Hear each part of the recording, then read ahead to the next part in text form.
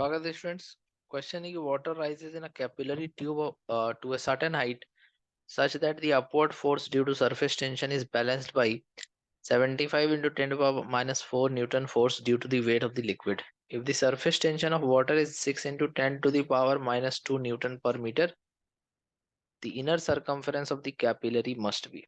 देखो, क्वेश्चन में ये कह रहा है कि हमारा जो कैपिलरी ट्यूब है उसमें लिक्विड राइज किया है, कुछ हाइट h तक राइज किया होगा।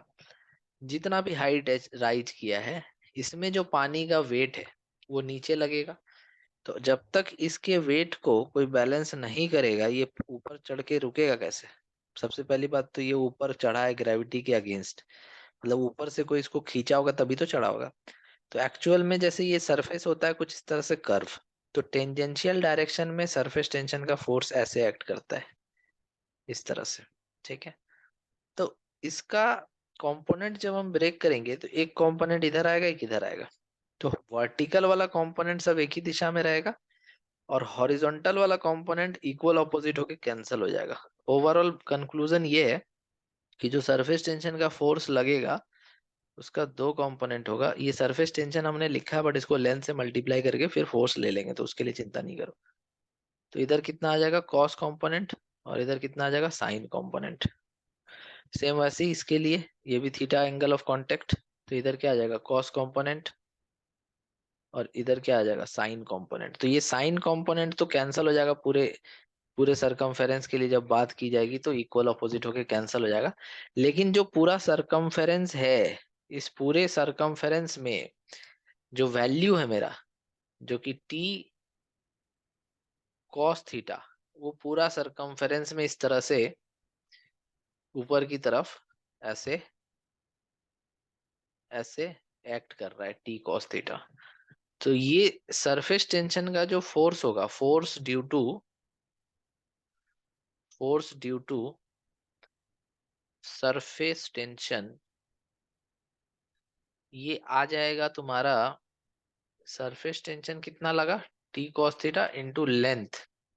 तुम लेंथ अगर यहाँ लिखोगे तो पूरा सरकमफेरेंस का लेंथ लिखोगे जो कितना है 2 पाई आर।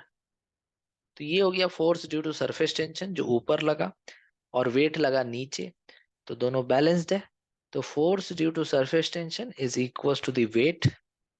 तो कितना पानी का वेट है यहाँ पर, balanced by force due to the weight. ठीक है, सरफेस टेंशन हो गया T cos theta into 2 pi r और ये इक्वल हो गया वेट जो दिया हुआ है क्वेश्चन में 75 इंटू 10 to the power -4। और चूंकि ये पानी है तो पानी और ग्लास के बीच का एंगल ऑफ कांटेक्ट यहाँ बोला नहीं है, तो अंदाजन हमको 0 डिग्री लेना पड़ेगा यहाँ पे। वाटर और ग्लास का जो एंगल ऑफ कांटेक्ट होगा 0 डिग्री तुमको अपने हिसाब से लेना पड़ेगा यहाँ पे। तो ये cos 0 1 हो जाएगा, तो क्या आ जाएगा T into 2 pi r equals to 75 into 10 to the power -4। मेरे से क्या पूछा था, radius, inner radius of the circumference of the capillary, तो आर पूछा है। तो r equals to 75 into 10 to the power -4 divided by, वो टी नीचे आ जाएगा, टी का वैल्यू कितना है 6 इंटू 10 to the power -2, साथ में 2 पाई भी नीचे आ जाएगा तो 2 इंटू 3.14। 2 पाई टी नीचे आ गया, आर उधर रहने दिए हम। अब इसको हम सॉल्व करते हैं देखते कितना आता है। 75 डिवाइडेड बाई 6 करो 12.5 आएगा, फिर डिवाइडेड बाई 2 करो 6.25 आएगा, फिर डिवाइडेड बाई 3.14 करो 1.99 आएगा, जिसको लगभग 2 लिख देंगे।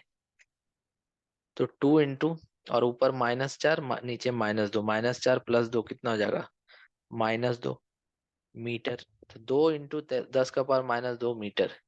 अरे क्या हो गया? अच्छा रुको, देखते हैं कहीं कैलकुलेशन एरर तो नहीं हो गया।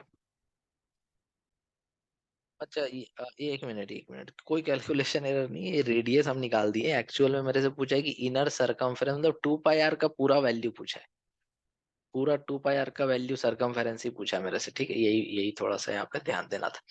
तो सरकमफेरेंस ही 2 पाई आर है, तो circumference is equals to 2 pi r पूछा है, तो 75 into 10 to the power -4 upon ये टी नीचे चला जाएगा 6 इंटू 10⁻²। अब तुम डिवाइड करो 75/6, 75/6, 75/6, 12.5 इंटू 10⁻²। सही है। तो आई होप ये क्वेश्चन आपको समझ में आ गया होगा। Thank you so much for watching.